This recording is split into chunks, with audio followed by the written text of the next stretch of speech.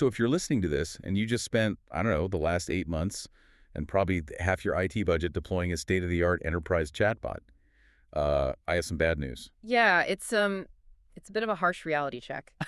Right.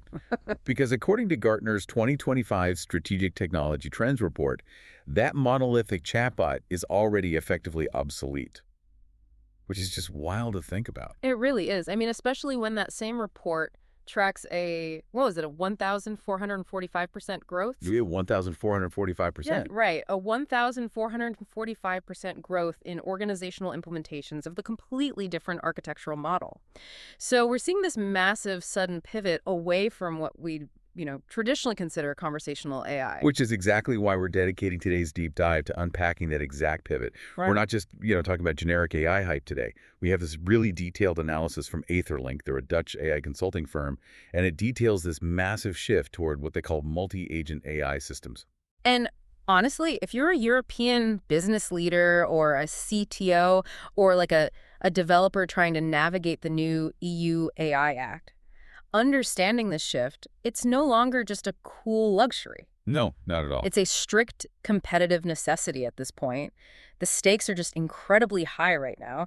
The organizations that actually understand how to transition from, a single monolithic AI to this multi-agent ecosystem, they're going to fundamentally rewrite their operational economics. And the ones that don't. The ones that don't are going to be left maintaining these incredibly expensive legacy chatbots that just frustrate customers and honestly invite a lot of regulatory scrutiny. Yeah, exactly. So our mission today is to demystify these multi-agent systems for you. Yeah. We're going to explore the concrete bottom line ROI they deliver, explain the actual mechanics behind how they work without getting totally bogged down in jargon, and give you an actionable roadmap for enterprise automation. But to do that, I think we really have to start by breaking down the paradigm shift itself. Going from a monolithic system to an agent ecosystem. Right. So where do we even start with that? Well, the best way to understand it is to look at the limitations of the chatbots most of us interact with right now. They're essentially monolithic structures. Meaning they're just one big brain. Exactly.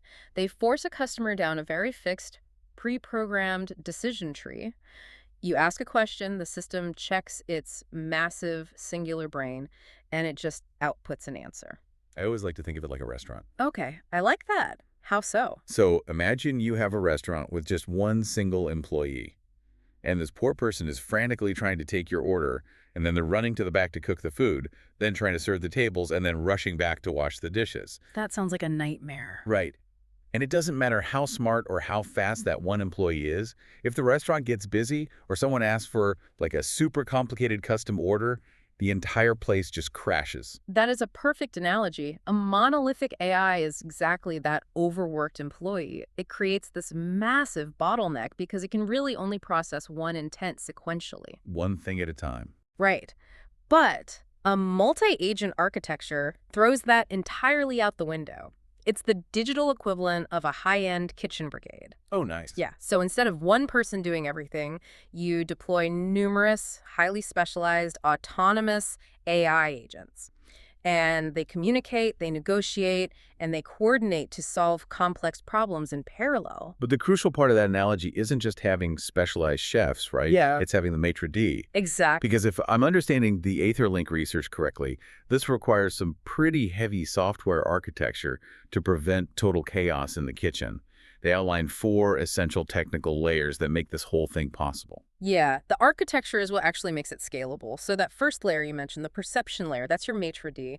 Okay, so what is it doing exactly? It's constantly ingesting data, reading customer interactions, pulling from business systems, monitoring market feeds in real time, all just to understand the current state of the environment. Okay, and then we hit the reasoning layer.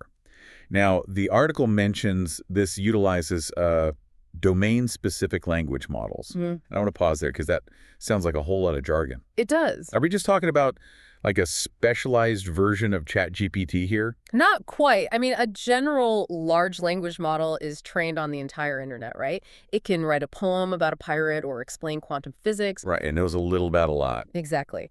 But a domain-specific language model is highly constrained. It's deeply trained on your specific corporate data.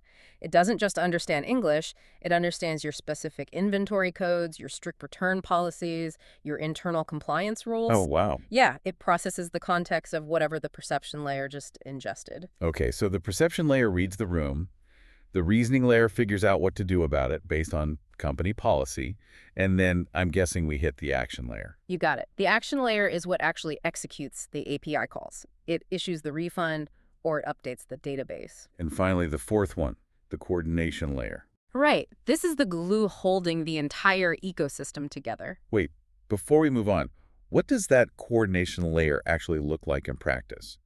Because if I have an inventory agent and a shipping agent working at the exact same time, how do we prevent them from contradicting each other? That's the million-dollar question. Right. Like, are we just talking about the AI remembering what I said 5 minutes ago? No, it's much, much deeper than basic memory. We're talking about state management and conflict resolution protocols.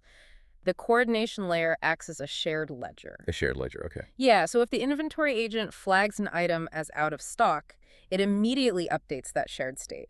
Then the shipping agent reads that state in, like, milliseconds and instantly halts any attempt to generate a shipping label. Oh, so they're not working in silos at all? Not at all. They're constantly broadcasting their internal logic to each other through this coordination layer to ensure fault tolerance. That is fascinating. Okay, so a synchronized digital kitchen brigade sounds great conceptually, but if I'm holding the budget strings for an enterprise, I really only care about one thing. Let me guess. Does it actually get the food out faster? Exactly. Does it get the food out faster and keep the customers happy? I want to look at the AetherLink case study regarding their specific platform, which is called AetherBot, because the pre-implementation numbers they cite for this mid-size European e-commerce retailer are just universally relatable. Relatable and very painful. Incredibly painful. So before switching to a multi-agent system, 65% of this retailer's customer inquiries required human escalation. Wow. Just think about the friction of that experience. You type a question, the bot gets confused, you get put on hold, and you just wait. The average time to resolve a ticket for them was 24 hours. A full day. A full day. And consequently, their customer satisfaction score, their CSAT, was sitting at a dismal 68%. Ouch. But you know what's crucial to understand about that case study? They were already using a traditional monolithic chatbot. Right. They thought they had it figured out. Exactly. The leadership thought they had solved AI, but the chatbot simply couldn't handle the multi-step complexity of e-commerce logic. So what happened after they switched? The transformation post-implementation, and this was after just 6 months of running AetherBot's multi-agent architecture, it completely flipped those metrics. Okay, leave the numbers on me. That 65% human escalation rate plummeted. Suddenly, 78% of all inquiries were being resolved autonomously. Wow. Start to finish. Start to finish, zero human intervention. And that 24-hour resolution time dropped to 2.3 hours. That's insane. I know. And their CSAT jumped from 68% to 86%. That drop in resolution time isn't just like an incremental improvement. It is a complete restructuring of the customer experience. Okay, I have to jump in here and play devil's advocate for a second. Go for it. Visualizing this from the customer's perspective is a little tricky. If I'm frustrated and I type into a chat window, where's my order? Also, I need to return the shoes from last week. And hey, do you have this other shirt in blue? A classic multi-part question. Right. Throwing 3 different AI agents at me sounds like a digital shouting match. If the inventory agent, the returns agent, and the shipping agent all fire off at the same time, doesn't that cause massive context switching and just totally overwhelm the user? That is a very intuitive concern, honestly, and it's exactly why you can't just deploy a bunch of isolated agents and hope for the best. Right, because that would be a nightmare. A total nightmare. But this brings us to a mechanism called voice agent orchestration or conversational orchestration. The system absolutely does not dump all 3 agents into a chat room with the customer to fight for screen time. Okay, so how does it handle it? Instead, the perception layer catches that complex multi-part prompt. It dissects it and hands the specific tasks to the specialized agents. I gotcha. So the inventory agent pings the database for the blue shirt. The sentiment agent analyzes the frustration in your text. The compliance agent checks the return policy for those specific shoes. And they execute their specific tasks collaboratively behind the scenes in about 200 milliseconds. 200 milliseconds. Yeah. So the customer doesn't even see the internal delegation. Exactly. To the customer, it feels like they are talking to a single, incredibly brilliant, remarkably fast human representative. That's wild. Right. The orchestration layer takes the findings from all those agents agents, synthesizes them, and delivers one cohesive, natural-sounding response. Something like, I see you're frustrated about the delay. Your order arrives tomorrow. I've already initiated the shoe return, and yes, we have that shirt in blue. Would you like me to add it to your cart? Oh, wow. Yeah, because the processing happens in parallel rather than sequentially, it slashes resolution time by 40 to 60%. But, and this is a big but, if I'm a European enterprise evaluating this, I can't just plug into some massive US-based model to orchestrate all this and call it a day, right? Definitely not. Because the second that customers' return data or shipping address hits a global server or gets absorbed to train a public model, I am blatantly violating GDPR. You've just hit on the absolute elephant in the room for any enterprise technology discussion today: government regulation. It's inescapable. It really is. The EU AI Act is fundamentally reshaping competitive dynamics across the continent. The regulatory landscape has shifted from that old Silicon Valley mindset of, you know, move fast and break things. Right, the Wild West. Exactly. It shifted from that to a strict European mandate of prove exactly how this works and why it made this decision. Which introduces some heavy mandates around transparency, explainability, and human oversight.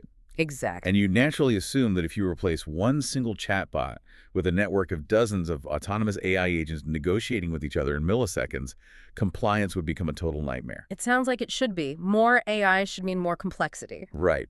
But the source material provides this really counterintuitive insight.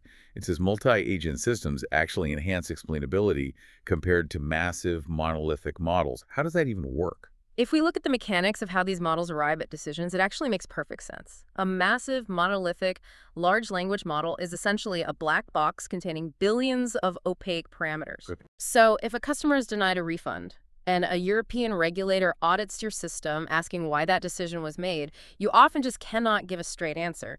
The logic is buried in this massive mathematical web. You can't just ask the black box to show its math. You really can't, but individual agents within a multi-agent system, they have narrow, specific jobs, and they produce highly traceable decision logs. Oh, well. So if the multi-agent system denies a refund, the orchestration layer logs exactly what happened at every micro step. So it's documented. Thoroughly. The policy agent flagged the item as being 72 days old, violating the 30-day return window.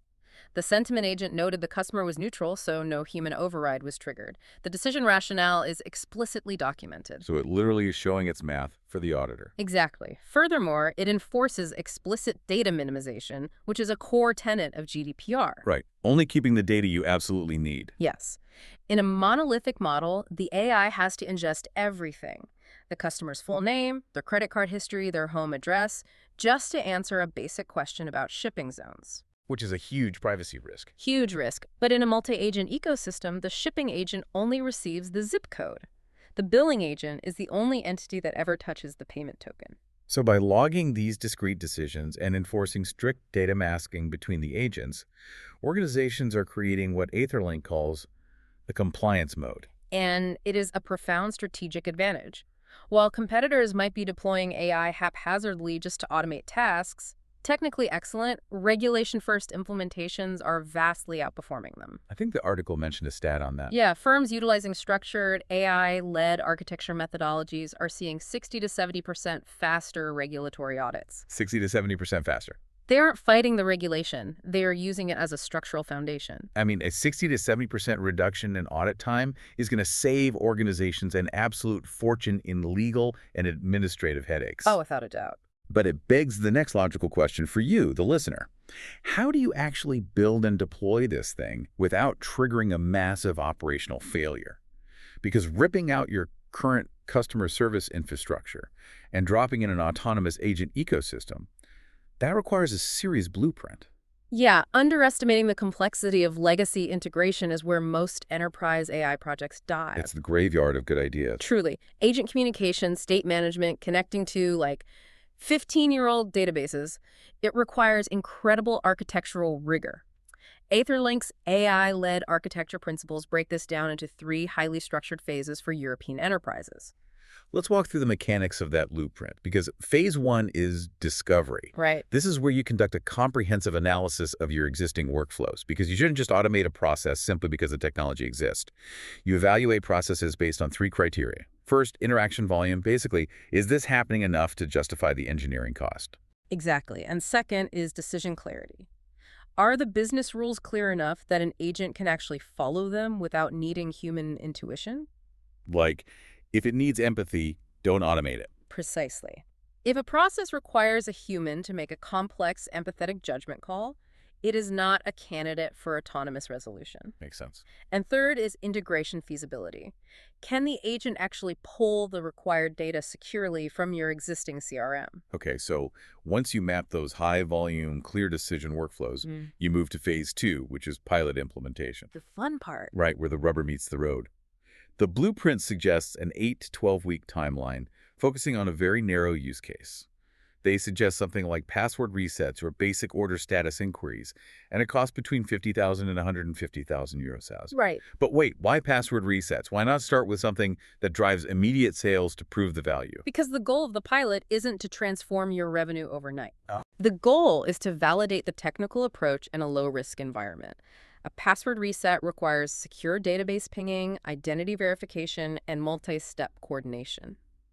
But if it fails, you aren't risking an actual financial transaction. You're not losing a sale. Exactly. Right. It proves your compliance moat is holding up and validates your ROI assumptions before you commit major capital. Because if that pilot succeeds, you move to phase three, which is scaling. Right. This is the full rollout across multiple departments, taking anywhere from 6 to 18 months. And the capital requirement jumps significantly, anywhere from 200,000 euros to over €1,000,000 for large organizations. It's a big jump. Hold on, €1,000,000 for phase three. If I'm a CTO pitching this to a board of directors that is already deeply fatigued by all these AI hype cycles, telling them we need 7 figures just to scale an ecosystem is going to get me laughed out of the room. How is €1,000,000 investment justified here? You justify it by changing the conversation from an IT cost center to a definitive revenue driver. Show me the numbers. The data from these full-scale deployments shows that the expected ROI typically materializes in just 12 to 18 months. That's fast. It is. And the metrics supporting that timeline are robust. You're looking at a 35 to 50% absolute reduction in contact center operative costs because the routine high-volume inquiries are handled completely autonomously. Sure, but cost-cutting alone doesn't usually excite a board of directors as much as growth does. Which is why the revenue enhancement metrics are even more critical. Enterprise deployments report a 15 to 25% improvement in customer lifetime value within a year of full implementation. Wait, how does replacing a chatbot directly increase lifetime value? By fundamentally removing friction. You are providing instant 24/7 availability. Customers aren't abandoning their carts because they couldn't get a shipping question answered. Oh, I see. Furthermore, specialized sales agents operate right alongside the support agents. If a customer is asking how to install a software product, the system can seamlessly offer a highly personalized, context-aware upsell for a premium installation package right in the flow of the conversation. Okay, the business case is undeniably clear. But the final piece to this deployment blueprint is vendor selection. And the AI market right now is just deafening. Everyone is selling an AI solution. Everyone and their mother. You have massive technology giants like OpenAI rolling out their reasoning models, and Google DeepMind developing advanced multi-agent coordination frameworks. If I'm a European enterprise, how do I actually choose who builds this? Well, European enterprises operate under very specific constraints, meaning they must prioritize vendors that offer 3 non-negotiable architectural features. Okay, what are they? First, localized data residency to ensure GDPR compliance. Second, deep explainability features built into the code from day one to support those regulatory audits. So the math is showable. Exactly. And third, robust legacy integration capabilities. You need agents that can securely interact with the clunky, customized systems your company already relies on. Which is why the source material highlights AetherLink's specific ecosystem as being purpose-built for this environment. They aren't just selling like an API key. Right, it's comprehensive. They have a 3-tiered approach. EtherBot supplies the actual specialized AI agents. EtherMind provides the overarching strategic consulting to identify those phase 1 workflows we talked about. And EtherDV handles the custom engineering required to hook those agents into your legacy systems. They're designing for European compliance first, rather than trying to retrofit an off-the-shelf North American model to fit the EU AI Act. Which is huge. It is, because retrofitting compliance after the architecture is already built is almost always a costly disaster. Designing for it from the ground up, utilizing a framework like the AI lead architecture, is what actually creates that compliance moat we discussed earlier. Man, we have covered a massive amount of ground today. We really have. From overworked restaurant employees to state management, compliance moats, and million-euro rollouts. Let's distill this entire architectural shift down. Sure. If you had to pick one single critical takeaway for the listener to walk away with, what is it? I'll go first. Let's hear it. For me, it is the absolute death of the sequential customer experience. The idea that a customer has to wait in a digital line while a bot checks one system, comes back, asks another question, and then checks another system, that era is over. Totally over. Parallel processing is going to transform conversational commerce from a frustrating bottleneck into a seamless instant transaction. The fact that an entire team of specialized digital agents can resolve a complex, multi-part issue in 200 milliseconds and present it as a single conversational response is just incredible. That 40 to 60% reduction in resolution time isn't just an operational metric. It is a completely redefined baseline for what customers will expect. That shift in customer expectation is going to catch a lot of legacy businesses off guard, honestly. Sure. What about you? What's your takeaway? For my takeaway, I have to focus on the regulatory strategy. The concept of the compliance moat completely reframes how we should think about government oversight. Oh, absolutely. You know, the EU AI Act is widely viewed by executives as a burden, as purely administrative overhead. But this deep dive illustrates how European businesses can use those very strict regulations as a strategic wedge. By adopting multi-agent systems, you aren't just ticking a legal box, you are inherently forcing your organization to build a more transparent, more logical, and more robust operational architecture. You are turning compliance into a competitive weapon. Turning compliance into a competitive weapon. That is a fantastic reframing.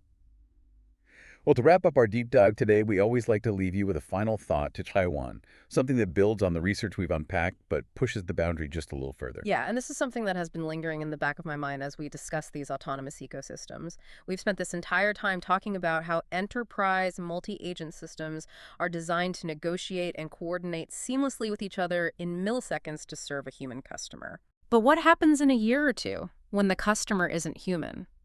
What happens to your enterprise operations when a customer's personal, localized multi-agent system starts calling and negotiating with your company's multi-agent system over a refund or a complex order? For more AI insights, visit etherlink.ai.